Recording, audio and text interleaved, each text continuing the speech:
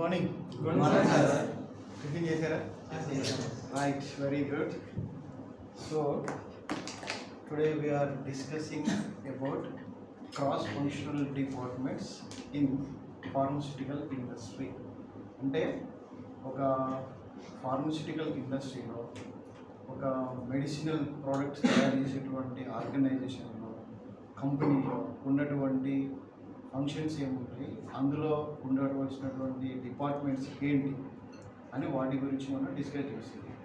అది ఎందుకు అంటే ఒక గ్రీన్ ఫీల్డ్ నుంచి వెళ్ళి ఒక ఫ్యాక్టరీని మనం ఎస్టాబ్లిష్ చేసినప్పుడు ఆ ఫ్యాక్టరీలో ఉన్నటువంటి డిపార్ట్మెంట్స్ ఏంటి, ఆ డిపార్ట్మెంట్స్ యొక్క ఫంక్షన్ ఏంటి, ఆ డిపార్ట్మెంట్స్ని ఎలా రన్ చేస్తారు, దాని కోఆర్డినేషన్ ఏంటి, అందులో ఉన్నటువంటి ప్రైమ్ రెస్పాన్సిబిలిటీస్ ఏంటి అని వాటి గురించి మనం డిస్కస్ చేస్తాం. So what is the topic today? Yes. So cross functional departments.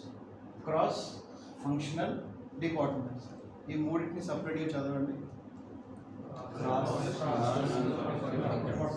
అంటే మీరు, నేను, నేను అతను, అతను నేను, మీరు మేము, నువ్వు నువ్వు, నువ్వు నేను. ఓకేనా? You, me and we, you were there. ఈ కోఆర్డినేషన్ అనేది ఈ డిపార్ట్మెంట్ మధ్య జరుగుతూ ఉంటుంది. ఇది జనరల్గా డిస్కషన్. ఓకేనా? సో మనకు 1963 నుంచి వెళ్ళి 1963 సంవత్సరం, దానికంటే ముందు దశాబ్దాలుగా ప్రతి ఒక్కరికి కూడా మెడిసిన్ మీద అవగాహన లేదు, ప్లస్ డిసీజెస్ రావడం జరిగింది. సో దానివల్ల ఏమైంది, మనుషుల ప్రాణాలు పోవడం జరిగింది. సో ప్రాణాలు పోగొట్టుకోవడం ఇష్టం లేదు, దానికి రెమిడియేషన్ యాక్టివిటీస్ కావాలి అని అంటే అప్పుడంటే కూడా న్యాచురల్ థెరపీ, తర్వాత ayurvedic medicines, so general medicines ద్వారా క్యూర్ అయ్యేటువంటి. సో రాను రాను ఏమవుతుందంటే రిక్వైర్మెంట్ పెరిగిపోయింది. సో దానివల్ల ఏం చేశారని అంటే మనకి మ్యానుఫ్యాక్చరింగ్ యూనిట్స్ ఇలా దశల వారీగా చేసేసిన తర్వాత రూల్స్ అండ్ రెగ్యులేషన్స్ పెట్టారు. ISO కానీ, WHO, GMP, మ్యానుఫ్యాక్చరింగ్ ప్రాసెస్లో సపోర్ట్ అయ్యేటువంటి గైడ్ లైన్స్ ఇవన్నీ కూడా ఎస్టాబ్లిష్ చేయడం జరిగింది. సో మనకి మెయిన్ ISO అనేది స్టాండర్డ్స్ని మెయింటైన్ చేయాలి ఒక ఆర్గనైజేషన్. అంటే ఈ స్టాండర్డ్స్ని డిజైన్ చేస్తే తప్ప వీళ్ళు ఒక క్రమ పద్ధతిగా రన్ చేయలేరు అనే దోహదంతో వీళ్ళు చేయడం జరిగింది. సో ఇలా ఒక్కలే కాదు, ప్రపంచవ్యాప్తంగా అందరూ కలిసి ఒక దగ్గర ఫార్మా ఎంబసీ కూర్చొని ఇదో country, US, Europe, Brazil, Italy, అలా ప్రపంచ దేశాలన్నీ కలిసి కూడా ఫార్మస్యూటికల్ ఇండస్ట్రీలో కావాల్సినటువంటి జాగ్రత్తలు ఏం తీసుకోవాలి, ఎలా మ్యానుఫ్యాక్చరింగ్ చేయాలి అన్నటువంటి కాన్సెప్ట్ తోటి ఇవన్నీ చేయడం జరిగింది. సో ఇదంతా బ్యాక్గ్రౌండ్ మనం చూసుకున్నాం బ్రీఫ్గా. ఇప్పుడు ఒక మ్యానుఫ్యాక్చరింగ్ సైట్ మనం తయారు చేసేసాం. ఫర్ ఎగ్జాంపుల్ మనదే అనుకుందాం, సైన్స్ ఆఫ్ ఫార్మా రెడీ అయిపోయింది. సో ఇక్కడ క్రాస్ ఫంక్షనల్ డిపార్ట్మెంట్స్ ఎన్ని ఉన్నాయండి మనకి? Quality assurance department, warehouse department, production department, quality control, microbiology, regulatory affairs. Right. So మన యొక్క మెయిన్ మోటో ఏంటి? ఒక యాంపిల్ కానీ ఒక వైరల్ కానీ తయారు చేయడం. అంటే ఓన్లీ మనం వైర్ తయారు చేస్తున్నాము, వైర్లో ఉన్నటువంటి ఇంజెక్షన్ కూడా తయారు చేస్తున్నాము, అలాంగ్ విత్ ఇంజెక్షన్. సో మనం మెయిన్ ప్రోడక్ట్ ఇది కదా, పేరెంటల్. రైట్. ఈ పేరెంటల్ ప్రోడక్ట్స్ తయారు చేయడానికి ఎంత జాగ్రత్తలు తీసుకోవాలనేది మనం ముందు క్లాసులలో తెలుసుకున్నాం. రైట్. ఇప్పుడు క్రాస్ ఫంక్షనల్ టీమ్ అని అనుకుంటే మనకు మొట్టమొదటిగా ఈ ప్రపంచవ్యాప్తంగా మనకు ఉన్నటువంటి గైడ్లైన్స్ ఏంటంటే ఈ ICH ఉంటుంది. ఓకేనా?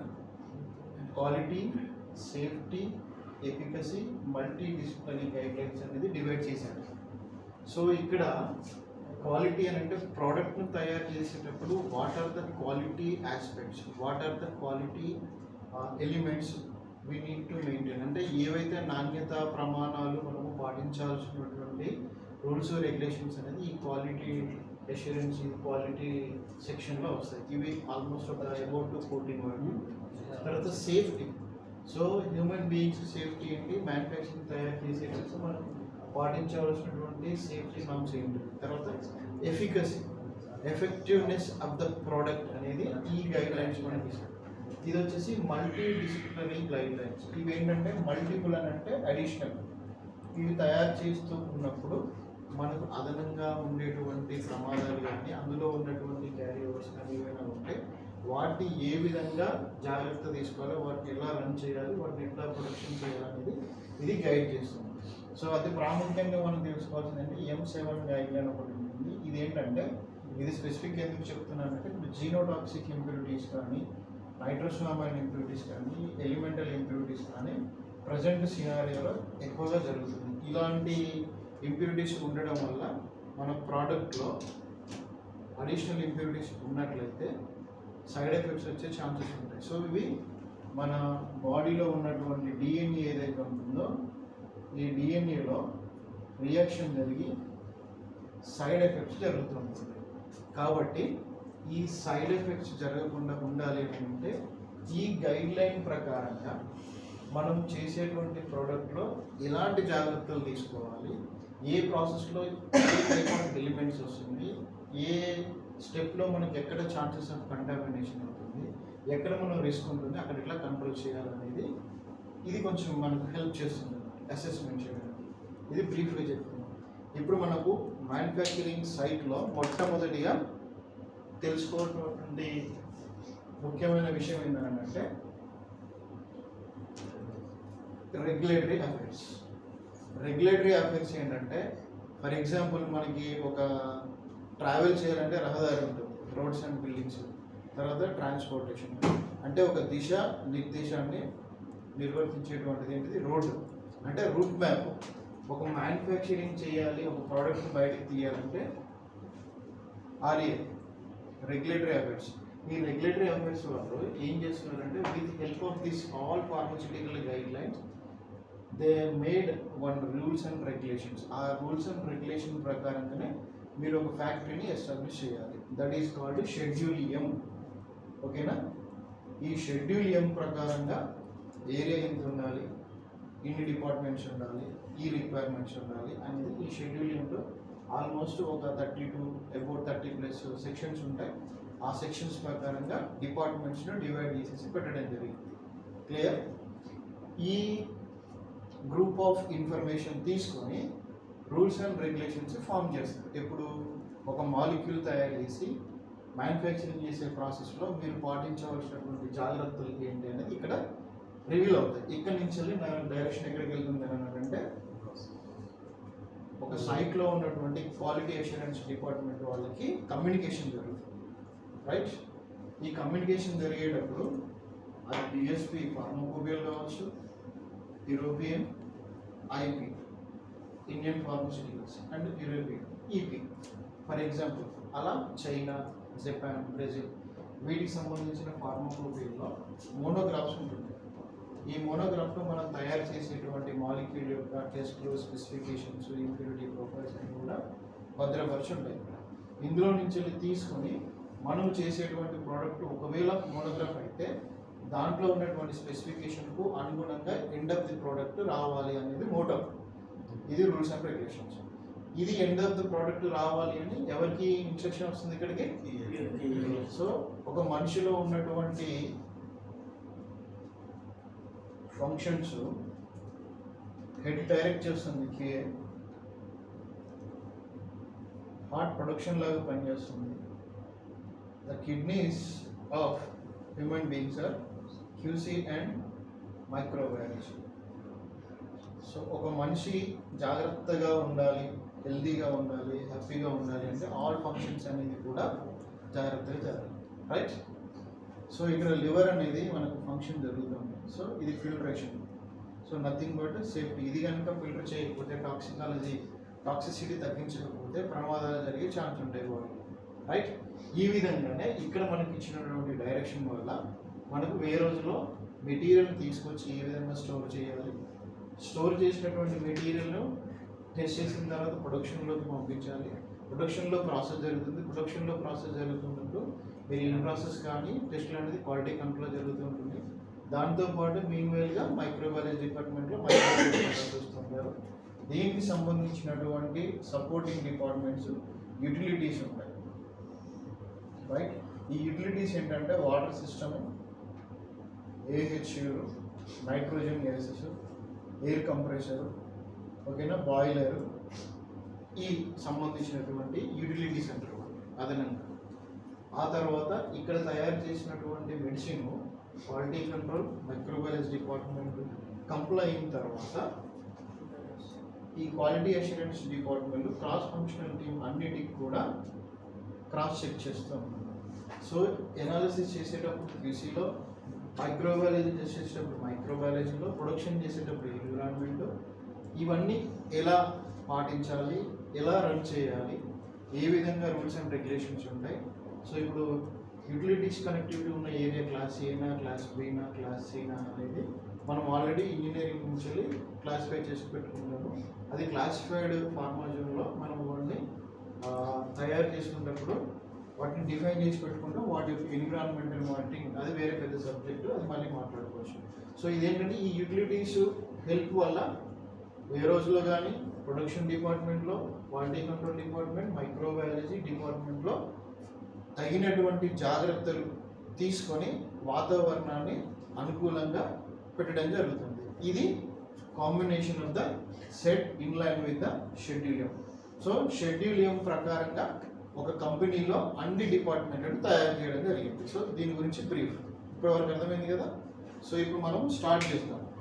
రైట్, ఇక్కడ ఎన్ని డిపార్ట్మెంట్లు ఉన్నాయి ఒకసారి చదవండి.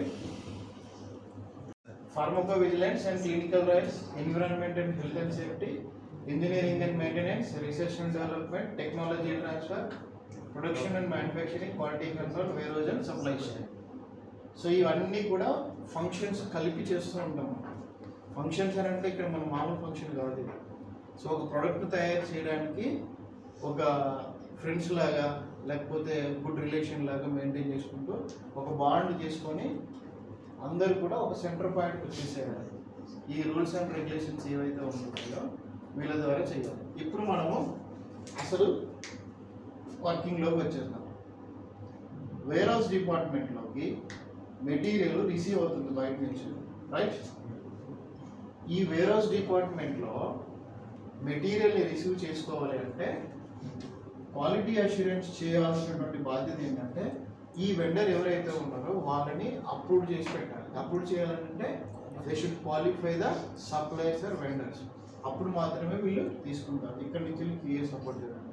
నెక్స్ట్, ఇక్కడ తీసుకున్నటువంటి మెటీరియల్ని క్వాలిటీ కంట్రోల్ డిపార్ట్మెంట్ ఏం చేయాలి? టెస్ట్ చేయాలి. ఎందుకు టెస్ట్ చేయాలి? మనం తీసుకున్నటువంటి ప్రోడక్ట్ నాణ్యత కరెక్ట్గా ఉందా లేదా అనేది ఫైనలైజ్ చేస్తుంది. రైట్, ఇక్కడి నుంచి వెళ్ళి మళ్ళీ క్వాలిటీ అష్యూరెన్స్ డిపార్ట్మెంట్ వాడు ప్రతి దగ్గర డాక్యుమెంట్ ఇస్తాడు. ఎందుకోసమని? Request for production process. ఈ ప్రొడక్షన్లో మ్యానుఫ్యాక్చరింగ్ తయారు చేయాలంటే మనం ఒక రిక్వెస్ట్ అర్జీ ఇవ్వాలి. ఎప్పుడైతే క్వాలిటీ కంట్రోల్ డిపార్ట్మెంట్ నుంచి అప్రూవల్ వస్తుందో ఈ అప్రూవల్ వచ్చిన మెటీరియల్ని క్యూఏ వాళ్ళు అప్రూవ్ చేస్తారు. సో ఇక్కడ ఎంతమంది ఇన్వాల్వ్ అయ్యారు? వేర్ హౌస్కి QC, QA, warehouse. Right, ఇక్కడ నుంచి డాక్యుమెంట్ ప్రొవైడ్ చేస్తారు. ఈ ప్రొవైడ్ చేసినటువంటి డాక్యుమెంట్స్ ఎనలిటికల్ టెస్టింగ్ మెథడ్ ద్వారా టెస్ట్ చేస్తారు with sampling and testing and approve the material. Then వీళ్ళు చేయవలసింది ఏంటంటే విత్ రెస్పెక్ట్ టు స్టోరేజ్ కండిషన్లో స్టోరేజ్ చేస్తారు. ఇది వీళ్ళ బాధ్యత. నెక్స్ట్, ఇక్కడి నుంచి వెళ్ళి వేర్ హౌస్ నుంచి వెళ్ళి మెటీరియల్ డిసిగ్నేటెడ్ ప్లేస్లో స్టోర్ చేయడం జరుగుతుంది. స్టోర్ చేసిన తర్వాత ఇక్కడ ప్రొడక్షన్ డిపార్ట్మెంట్ వాళ్ళు ఏం చేస్తారంటే రిక్వెస్ట్ చేయడం జరుగుతుంది. ఏం రిక్వెస్ట్ చేస్తారు వీళ్ళు? నేను మ్యానుఫ్యాక్చరింగ్ ప్రాసెస్ చేయాలి అని రిక్వెస్ట్ చేస్తారు. ఇక్కడికి వచ్చేసరికి హియర్ ఒక డాక్యుమెంట్ ఉంటుంది, request material Indian request or whatever it means as per our company policy. So ఇక్కడ వీళ్ళు ఏం చేయాలి? ప్రొడక్షన్ వాళ్ళకి వేర్ హౌస్ డిపార్ట్మెంట్ వాళ్ళు డిస్పెన్స్ చేయాలి. డిస్పెన్స్ అని అంటే మన దగ్గర ఉన్నటువంటి మెటీరియల్ని వాళ్ళకి ఇవ్వాలి. ఇందులో సిస్టమ్స్ ఫీఫో ఫెఫో ఉంటుంది. First in first out and first expiry and first out. ఈ పాలసీ ప్రకారంగా ఇష్యూ చేయాలి. మనకు అందులో పాటించవలసినటువంటి ఎస్ఓపీస్ కానీ వీటికి సంబంధించినటువంటి జాగ్రత్తలు అనేది మన ప్రొసీజర్లో ఉంటాయి. దాన్ని పాటించుకుంటూ మనం ఇవ్వాలి. ఇక్కడికి వీళ్ళ వర్క్ అయిపోయింది. Prime responsibility. ఇక్కడ ప్రాసెస్ చేస్తూ ఉన్నారు. ప్రాసెస్ చేసేటప్పుడు ప్రొడక్షన్ బ్లాక్లో ఏరియా మొత్తము క్లాసిఫైడ్ ఏరియాలోనే ఉంటుంది మన ఇంజెక్టబుల్ ప్లాంట్ పేరెంటల్ దాంట్లో. సో అది క్రిటికల్, అంటే చాలా హైజీనిక్ కండిషన్లో ఉన్నటువంటి ప్రదేశంలో మాత్రమే మనము వర్క్ చేస్తున్నాం. అప్పుడు మాత్రమే మనం చేసేటువంటి ప్రోడక్ట్ యొక్క క్వాలిటీ అనేది పర్ఫెక్ట్గా వస్తుంది. ఇది చేసేటప్పుడు మనకి ఇన్ ప్రాసెస్ టెస్టులు ఉంటుంటాయి. తర్వాత ఫైనల్గా మెటీరియల్ తయారైన తర్వాత టెస్టింగ్ ఉంటుంది. దీనికంటే ముందు విజువల్ ఇన్స్పెక్షన్ ఉంటుంది. సో ఇక్కడ వరకు ప్రొడక్షన్ వాళ్ళ యాక్టివిటీస్ జరిగారు. దీంట్లో బిఎంఆర్, ఈ బిఎంఆర్ బ్యాచ్ మ్యానుఫ్యాక్చరింగ్ రికార్డ్ అనేది ఉంటుంది. ఈ బ్యాచ్ మ్యానుఫ్యాక్చరింగ్ రికార్డ్ ప్రకారంగా మాత్రమే తయారు చేయాలి. అది కూడా అప్రూవ్డ్ బిఎంఆర్ అయి ఉంటుంది. ఈ బిఎంఆర్ ఎక్కడి నుంచి వస్తుంది? మళ్ళీ కియా వాళ్ళు ఇవ్వాలి. మళ్ళీ ఇక్కడ ఎంతమంది అయ్యారు? కియా వాళ్ళు అయ్యారు కదా. మళ్ళీ ఇక్కడ కియా టచ్ అయిందా? ఇక్కడ ఇన్వాల్వ్మెంట్ అయింది. ఇక్కడ వీటితో పాటు ఈ క్లైమేటికల్ కండిషన్ చేయాలంటే ఎవరు వస్తున్నారు? మళ్ళీ ఇక్కడ ఇంజనీరింగ్ డిపార్ట్మెంట్, ఏహెచ్ఓ వాళ్ళు వాటర్ సిస్టము, తర్వాత ఎయిర్ కంప్రెషర్స్, నైట్రోజన్ గ్యాసెస్, ఎన్విరాన్మెంట్కి సంబంధించింది ఇంజనీరింగ్ వాళ్ళు సపోర్ట్ చేస్తారు. క్లియరా? ఇక్కడ అంటే మీ ఎన్విరాన్మెంట్లో జాగ్రత్తగా ఉండాలి, లేకపోతే required temperature, humidity engineering department వాళ్ళు హెల్ప్ అవుతుంది. రైట్, ఇక్కడ బిఎంఆర్ ప్రకారంగా మీరు రెడీ చేశారు మాలిక్యూల్. సో ఇప్పుడు వాయిస్లో ఫిల్ అయిపోయింది. దాన్ని విజువల్ ఇన్స్పెక్షన్ చేశారు. ఆ తర్వాత కంప్లీట్ అనాలిసిస్ పెట్టారు. ఎక్కడికి వెళ్తుంది మళ్ళీ? ఇప్పుడు మళ్ళీ ఎక్కడికి వెళ్ళాలి? క్యూసీ ప్లస్ మైక్రోబయాలజీ అనాలిసిస్ చేయాలి కదా, అవునా మన దగ్గర. సో ఇప్పుడు మైక్రోబయాలజీ అనాలిసిస్ చేసినప్పుడు ఏమైనా కాంప్లికేషన్స్ ఉంటే రిజెక్ట్ అవుతుంది. క్యూసీలో కూడా ఏమైనా చేసినప్పుడు కాంప్లికేషన్స్ ఉంటే రిజెక్ట్ అవుతుంది, అవునా. ఇక్కడ రీప్రాసెస్ కానీ రీవర్క్ కానీ జరగదు ఇంజెక్టబుల్ ప్లాంట్లో, గుర్తుపెట్టుకోవాలి.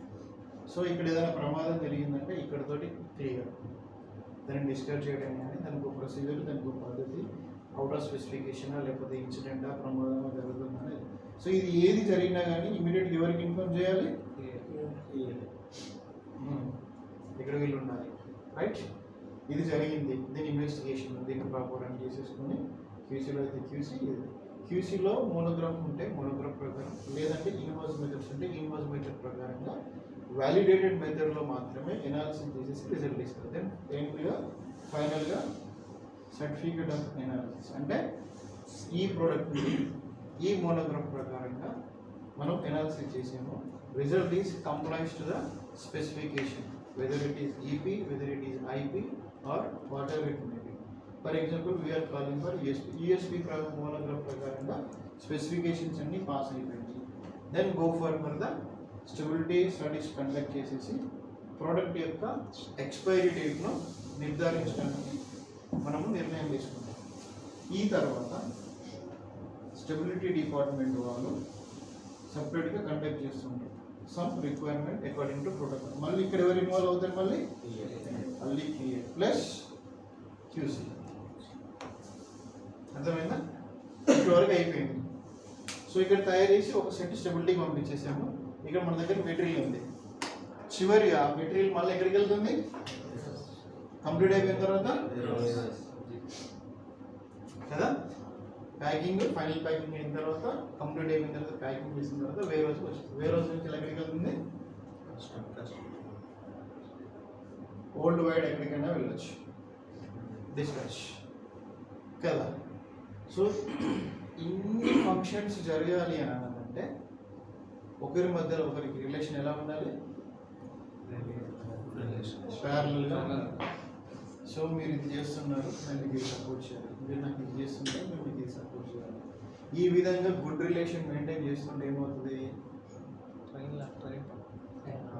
సో రైలు పట్టాలు ఎలా ఉంటాయి?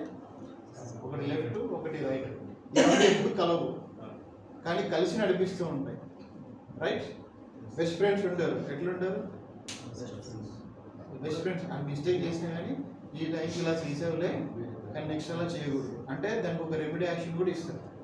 So relationship between wife and husband, relationship with father and mother, and ఇంకా ఫాదర్ అండ్ సన్. సో ఈ విధమైనటువంటి రిలేషన్స్ లైఫ్లో ఏ విధంగా అయితే మనం పాటిస్తామో క్రాస్ ఫంక్షనల్ టీంలో కూడా అలాంటి హెల్దీ వాతావరణాన్ని డెవలప్ చేసుకుంటే అప్పుడు మనం ఇచ్చేటువంటి అవుట్పుట్ యొక్క రిజల్ట్స్ చాలా బాగుంటాయి. మీరు నాకు ఇది ఇచ్చారు, నేను మీకు ఏమి ఇవ్వాలి? గివ్ అండ్ టేక్ రెస్పాన్సిబిలిటీ కాదు, ఇక్కడ కోఆర్డినేషన్ అని అంటే నువ్వు నాకు ఇది ఇచ్చావు నేను ఇది ఇస్తాను అలాంటిది స్వార్థం అవుతుంది. ఇది స్వార్థంతో కూడుకున్నటువంటి పని కాదు. సో మనం కలిసి ఒక నాణ్యమైనటువంటి ప్రోడక్ట్ తయారు చేసి మార్కెట్లోకి ఇవ్వాలి. ఫైనల్ డెస్టినేషన్ ఏంటి? ఒక మనిషి యొక్క ప్రాణాన్ని కాపాడే ప్రోడక్ట్ మనం తయారు చేస్తున్నప్పుడు ఎంత హైజీనిక్ కండిషన్లో చేయాలి, దాని యొక్క క్వాలిటీ ఏ విధంగా ఉండాలి అనేది చూసుకునేటువంటి డిపార్ట్మెంట్స్ అన్నీ ఇవి. ఇంతమంది కలిసి ఒక ప్రాణాన్ని నిలబెట్టడానికి తయారు చేసేటువంటి ప్రోడక్ట్ అది మెడిసిన్. అది వెదర్ ఇట్ ఈస్ ట్యాబ్లెట్ కావచ్చు, సిరప్ కావచ్చు, ఆయింట్మెంట్ కావచ్చు, ఇంజెక్షన్ కావచ్చు, లేకపోతే ఇంకేదైనా కావచ్చు. సో ఎప్పుడైతే హ్యూమన్ బీయింగ్స్ మనం అందిస్తూ ఉన్నామో వాటికి సంబంధించినటువంటి రూల్స్ అండ్ రెగ్యులేషన్స్ పాటించవలసినటువంటి జాగ్రత్తలు అన్ని రూల్స్ అండ్ రెగ్యులేషన్స్ అన్ని పాటిస్తూ ఉండాలి. So each department each section చెప్పుకోవాలంటే మనకి చాలా టైం పడుతుంది. స్టెప్ బై స్టెప్ మనం వెళ్దాం, ఓకేనా? ఇక్కడ ఏంటంటే ఈ క్లినికల్ ట్రయల్స్ తర్వాత మనకు ఈ పబ్లిక్లో మనకు జరిగేటువంటిది టాక్సికాలజీ, తర్వాత ఎఫెక్టివ్నెస్, ఎఫికసీ స్టడీస్ ఇవన్నీ సమ్మేళితమై ఫార్మకో విజిలెన్స్లో ఏమవుతుందంటే ఇది ఇలా జరిగింది, ఇక్కడ ఇలా జరిగింది, లేకపోతే ఇంతమంది పేషెంట్స్కి ఇలా జరిగింది, ఈ విధమైనటువంటి ఇన్ఫర్మేషన్ మనకంతా గ్యాదర్ చేసి ఇక్కడ రిక్వైర్మెంట్ ఫుల్ఫిల్ చేస్తుంది. ఆ తర్వాత ప్రతి డిపార్ట్మెంట్ ప్రతి కంపెనీలో క్వాలిటీ అష్యూరెన్స్ ఏదైతే ఉంటుందో వాళ్ళ దగ్గరికి గైడ్ చేస్తారు. ఈ క్వాలిటీ అష్యూరెన్స్ డిపార్ట్మెంట్ అన్ని డిపార్ట్మెంట్లకి డైరెక్షన్ ఇస్తూ ఉంటుంది, రైట్? సో ఎప్పుడు కానీ ఇది దిశ నిర్దేశాన్ని నిర్వర్తించేటువంటి బాధ్యత ఎవరి దగ్గర ఉంటుంది? Quality assurance department being as a father in the family, like that industry will run by the quality assurance department by adopting all rules and regulations which is displayed in that QSEM, right? According to CDSCO requirement or scheduling or good manufacturing practices or regulatory subjected matters, all the things based on the clinical research and development. So shall we go for next slide? Manufacturing process. ఈ symbol దేని సూచిస్తుంది? Team work. అంటే అందరూ కూడా టీమ్గా form అయిపోయి ఈ rules and regulations ఏవైతే ఉంటున్నాయో వాటన్నిటిని పాటిస్తుంది. Raw material dispensing from warehouse, అప్పుడు material upon receipt to production and update the distribution records, all the things. Protect from the environment, follow the procedures while moving the materials and dispensing. After receiving the material will be charged in the production department in the vessel, correct?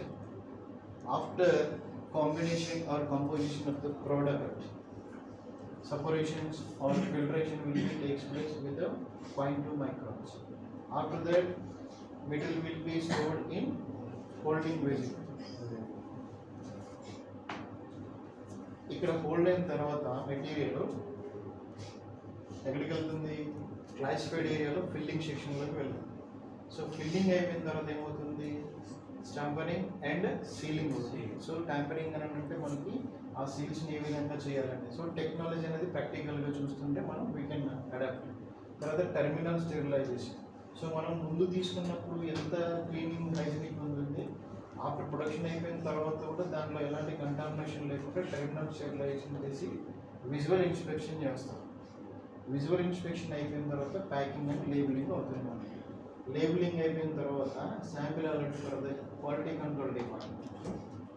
So QC వాళ్ళకి sample alert ఇచ్చిన తర్వాత sample IPQA వాళ్ళు sample collect చేసి production వాళ్ళ నుంచి వెళ్ళి మైక్రోబయాలజీకి QC అనాలిసిస్కి submit చేస్తే మనం ఎనాలిసిస్ చేసుకొని ఇందులో ఎనాలిసిస్ చేసినప్పుడు ఏదైనా ప్రాబ్లం వస్తేనేమో ఇలా ఇన్వెస్టిగేషన్ చేస్తాము.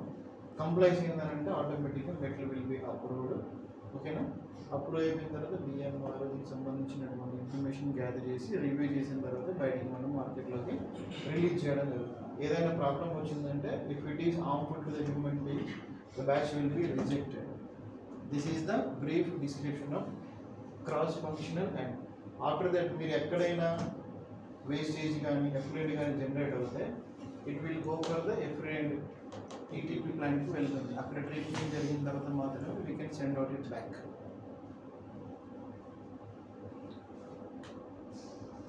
Document flow here.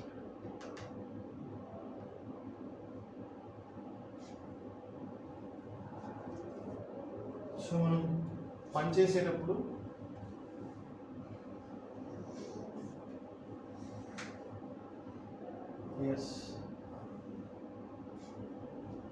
సో మనం పాటించాల్సినటువంటి 10 ప్రిన్సిపల్స్. ఇప్పుడు ఏంటిది, ఈ గైడ్ లైన్లో మనకి ఏదైతే ఇస్తున్నారో ISH 37లో మనము documentation, return procedures, metal management, quality control, audits, compliance, తర్వాత వచ్చేసి మనము పాటించాల్సిన manufacturing process, GMP rules and regulations అన్నీ మన బాడీలో కానీ మనలో డిఫాల్ట్గా ఫిక్స్ అయి ఉండాలి. అప్పుడు మాత్రమే డిఫాల్ట్గా మనం వర్క్ చేయడానికి మన మైండ్ కానీ మన యాటిట్యూడ్ కానీ తయారవుతుంది. ఒకవేళ నీకు దాని మీద అవగాహన లేనట్లయితే నువ్వు చేసే ప్రతి పనిలో మిస్టేక్ అవుతుంది. ఒకవేళ నీకు అవగాహన ఉన్నట్లయితే అప్పుడు ఏం చేస్తావు, అరే బాబు ఇది చేస్తున్నప్పుడు మనం ఇది చేయకూడదు. So when you are doing the right work, if you observe any errors, any mistake from the other department or other activities, then you can select and you can identify, you can give the justification, you can give the advice to that people. So ఇక్కడ మనము ఈ slide ఎందుకు ప్రత్యేకంగా చూస్తున్నామంటే అక్కడ మనం పాటించవలసినటువంటి minimum documentation ఇదే మ్యాండేటరీగా దీంతో పాటు అడిషనల్గా ఉంటాయి. But these are the basic structure. So మనం ఆన్లైన్లోనే రాయాలి. ఆన్లైన్ అంటే నేను చెప్తున్నాను రాయదు, నేను చెప్పిన తర్వాత చెప్పాను అని రాయాలి. When you are writing the document it should be passed. అయిన తర్వాత మాత్రమే మీరు రాయాలి. సో మనకు వేరోజ్లో మెటల్ వచ్చేసింది, inward system, storage and testing, dispensing and cleaning of tools, bin cards, housekeeping and pest control. So warehouse డిపార్ట్మెంట్లో మనం తీసుకోవాల్సినటువంటి రికార్డ్స్, మెయింటెనెన్స్. ఆ తర్వాత QC వాళ్ళు ఏం చేస్తారు, raw material packing, testing, request వచ్చిన తర్వాత ప్రొడక్షన్ వాళ్ళకి కావాల్సి ముందే ఇవి అనాలిసిస్ చేయడం జరుగుతుంది. Once it is approved based on request, warehouse department will dispense the material to the production department. ఇక్కడ ప్రొడక్షన్ డిపార్ట్మెంట్లో తయారు చేసేటప్పుడు వాళ్ళు తీసుకోవాల్సినటువంటి జాగ్రత్తలు, cleaning, calibration of the equipment, preventive maintenance of the equipment. While manufacturing you should write the BMR and equipment logs and housekeeping, right. After that మీరు ఇదంతా అయిపోయిన తర్వాత మ్యానుఫ్యాక్చరింగ్ చేసేసారు. ఇది చేస్తున్న సందర్భంలో మీరు పాటించవలసినటువంటి జాగ్రత్తలు, పాటించవలసినటువంటి రికార్డు, పాటించవలసినటువంటి డాక్యుమెంటేషన్ సిస్టమ్ ఈ విధంగా ఉంటుంది. మినిమం మెయింటైన్ చేయాలి. ఆ తర్వాత మనకి ఏం చేస్తారు, QC వాళ్ళకి కంప్లీట్గా ఇందాక ప్రీవియస్ స్లైడ్లో చూసినట్టుగా శాంప్లింగ్ చేస్తారు. అప్పుడు sampling system, testing, analytical data, COA, control sample and good laboratory practices చేసి దానికి సంబంధించినటువంటి ఎనలిటికల్ డేటాలు రెడీ చేసిన తర్వాత ఫైనల్ COA రిలీజ్ చేస్తాం. ఫైనల్ COA రిలీజ్ చేసిన తర్వాత ఈ ప్రాసెస్ అంతా జరుగుతూ ఉన్నప్పుడు క్వాలిటీ అష్యూరెన్స్ డిపార్ట్మెంట్ పర్యవేక్షిస్తూ ఉంటారు. సో క్వాలిటీ అష్యూరెన్స్ డిపార్ట్మెంట్ వాళ్ళు విజువల్ ఇన్స్పెక్షన్ కానీ, ఇంటర్నల్ ఆడిట్స్ కానీ, లేకపోతే వెరిఫికేషన్ కానీ, review of the documents, all the things will carried out by the quality assurance department. So ఇది ఎప్పుడైతే ఒక వెన్నెముక బాడీకి సపోర్ట్గా ఉంటుందో అప్పుడు మాత్రమే నిలబడడు మనిషి. ఆ విధంగానే క్వాలిటీ అష్యూరెన్స్ కూడా ఆ విధంగా ఒక back bone of the company అనేలాగా స్టాండ్గా ఉన్నప్పుడు ఈ డైరెక్షన్స్ కూడా పర్ఫెక్ట్గా వస్తే అప్పుడు బాగా వర్క్ చేయడం జరుగుతుంది. సో ఈ యాక్టివిటీ చేసిన తర్వాత మనం ఎక్కడికి వెళ్తుంది, ready to for dispatch. So first వేర్ హౌస్లోకి వెళ్ళిన మెటీరియల్ మళ్ళీ ఎక్కడికి వస్తుంది, warehouse to warehouse. So ఈ మ్యానుఫ్యాక్చరింగ్ తయారు చేసిన తర్వాత ప్రొడక్ట్ ట్రాన్స్ఫర్ నోట్, అంటే మనం ప్రొడక్షన్ తయారు చేసిన తర్వాత ఫ్లో చూసాం కదా, యూనిఫ్లో డైరెక్షన్. నేను ఎక్కడైనా మీకు చెప్పేటప్పుడు రివర్స్ వచ్చింది ఎక్కడైనా రాలేదు. ఎందుకు, ఒక డైరెక్షన్లో వెళ్తే ఒకటే డైరెక్షన్లో వెళ్ళాలి. సో క్రాస్ కంటామినేషన్ ఫ్రీ అవుతుందండి. సో ఇలాంటి చాలా ఉంటాయి. క్రాస్ కంటామినేషన్ సబ్జెక్ట్ చాలా పెద్దగా ఉంటుంది. ఇక్కడ నుంచి మార్కెట్లోకి మనకి రిలీజ్ అవుతుంది. ఈ మార్కెట్లో రిలీజ్ అయినటువంటి ప్రోడక్ట్ బేస్డ్ ఆన్ డాక్టర్ యొక్క ప్రిస్క్రిప్షన్ బేస్ చేసుకొని మెడిసిన్స్ ఇవ్వడం జరుగుతుంది. ఆ స్ట్రెంత్ ఏంటి ఏంటంటే ఇదంతా అదర్ సబ్జెక్ట్ మళ్ళీ మాట్లాడుకుందాం నెక్స్ట్.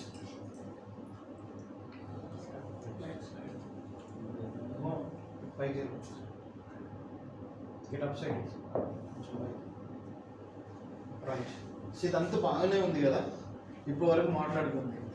మరి అసలైనటువంటి పని డాక్యుమెంట్ కదా, ఈ డాక్యుమెంట్ అంతా మెయింటైన్ చేసేది ఎవరు? క్వాలిటీ అష్యూరెన్స్ డిపార్ట్మెంట్ వాళ్ళు. సో క్వాలిటీ అష్యూరెన్స్ డిపార్ట్మెంట్ వాళ్ళ యొక్క బాధ్యత ఏ విధంగా ఉంటుందని అంటే like a father in the family. So he should record the management daily activities. ఈ మ్యానుఫ్యాక్చరింగ్ ప్రాసెస్ జరిగేటువంటి ప్రక్రియలో ప్రతిరోజు అనుదినం ఏం చేయాలి, వీళ్ళు రిపోర్ట్ చేస్తూ ఉంటారు ఈ విధంగా జరిగిందని. సో ఎందుకంటే day to day activities is increasing the product యొక్క రిక్వైర్మెంట్. అదేవిధంగా క్వాలిటీ మేనేజ్మెంట్ సిస్టమ్ మెయింటైన్ చేయాలి, క్వాలిటీ అష్యూరెన్స్ డిపార్ట్మెంట్ కోఆర్డినేట్ చేయాలి, ప్రతి అదర్ డిపార్ట్మెంట్ కూడా సపోర్ట్ చేయాలి, కంప్లైంట్స్ చేయాలి, ఆడిట్స్ని ఫేస్ చేసుకోవాలి. వీళ్ళు మళ్ళీ మార్కెట్లో కనెక్ట్ అయిపోయినప్పుడు so the science of pharma is having good knowledge people and having good departments with their respective department. They are doing very excellent. With that staff, we are expecting nice product or quality product. Based on that, our maintenance, our quality systems, our production manufacturing process, market will be believe us. అప్పుడు మాత్రం మనల్ని నమ్ముతుంది. So దీనికి గాను కంటిన్యూస్గా ఫ్రీక్వెన్స్గా audit జరుగుతూ ఉన్నప్పుడు these audit will help to evaluate our effectiveness. మన యొక్క సామర్థ్యాన్ని నిర్ణయించేది ఆడిట్ మాత్రమే. ఈ ఆడిట్ చేయడం వల్ల ఏంటంటే వీళ్ళు ఈ డిపార్ట్మెంట్లో ఈ రూల్స్ అండ్ రెగ్యులేషన్స్ పాటిస్తున్నారు, వేర్ హౌస్లో ప్రొడక్షన్లో ఈ విధంగా పాటిస్తున్నారు, ఇంజనీరింగ్లో ఇలా ఉంది. ఈ డిపార్ట్మెంట్ అన్నీ కలిసి రెగ్యులేటరీ రిక్వైర్మెంట్స్ ఏవైతే ఉన్నాయో అవన్నిటిని ఫుల్ఫిల్ చేస్తుంది అకార్డింగ్ టు షెడ్యూలియం ప్రకారంగా, according to good manufacturing practices అనేది ఈ కంపెనీలో జరుగుతుంది. కాబట్టి మనము తీసుకునేటువంటి ప్రోడక్ట్ మీద నమ్మకం వచ్చి మనం తీసుకోవచ్చు, గుండెల మీద చేసుకొని ఈ ప్రోడక్ట్ తీసుకుని నేను వాడుకోవచ్చు అని మనం ఒక భరోసా ఇవ్వడం జరుగుతుంది. అందుకోసమనే ఈ రూల్స్ అండ్ రెగ్యులేషన్స్ ఇన్ని డిపార్ట్మెంట్లు ఈ విధంగా ఉండాలని ఇన్ని రకాలైనటువంటి రూల్స్ అండ్ రెగ్యులేషన్స్ పెట్టడం జరిగింది. సో అన్నిటికంటే ముఖ్యమైనటువంటి బాధ్యత ఏంటంటే ఇది ఉండాలి. చూడండి, during every activity must be learned and feel as an individual responsible to meet the achievements. మీ యొక్క జాబ్ రెస్పాన్సిబిలిటీని మీరు చేయాలి అని అనుకున్నప్పుడు మీ స్వతహాగా మీరు తీసుకునేటువంటి ఇంటెన్స్ ఏంటి, మీ యొక్క వ్యక్తిగత బాధ్యత అనేది చాలా ఇంపార్టెంట్. ఎప్పుడైతే ఇండివిజువల్ రెస్పాన్సిబిలిటీగా ఫీల్ అయిపోయి మీరు చేశారో అప్పుడు మీరు చేసేటువంటి వర్క్ యొక్క అవుట్పుట్ ఏమవుతుంది, పర్ఫెక్ట్గా వస్తుంది. So this is the summary. So ఫైనల్గా మనం మాట్లాడుకునేటువంటి కాన్సెప్ట్ ఏంటంటే ఒక సింగిల్ 1 minute మనం చెప్పచ్చు. సైన్స్ ఆఫ్ ఫార్మా నుంచి మేము తయారు చేసినటువంటి మెడిసిన్స్ ఒక పేషెంట్కి ఇచ్చినట్లయితే వాళ్ళ యొక్క డిసీజెస్లో కానీ వాళ్ళ యొక్క ప్రమాదాల్లో కానీ ఉన్నట్లయితే వాటిని జాగ్రత్తగా రెక్టిఫై చేయొచ్చు with using of this medicine by ఎవరి డాక్టర్స్ ప్రిస్క్రిప్షన్ చేసినటువంటి డైరెక్షన్లో కోర్సులు ఇవ్వడం జరుగుతూ ఉంటుంది. సో వాళ్ళు ఇచ్చేటువంటి కోర్సులో మనము ఒక భాగస్తులుగా ఉంటున్నాం అన్నట్టు. సో ఇండైరెక్ట్గా మనం giving the life to the patient. Correct. అంటే ఒక జీవితాన్ని కాపాడేటువంటి బాధ్యత ఇంతమంది మీద ఉంది. కాబట్టి ఇలాంటి బాధ్యత పనులు ఏ విధంగా ప్రవర్తించాలి, రెస్ట్లెస్ ఇలాంటి బాధ్యతలు తీసుకొని మనం ముందుకెళ్తూ ఉంటాం. అప్పుడు మాత్రమే మనము మంచి ప్రోడక్ట్ను అందించగలం. రైట్. Thank you. మీకు ఏదైనా డౌట్స్ ఉంటే యూ కెన్ ఆస్క్.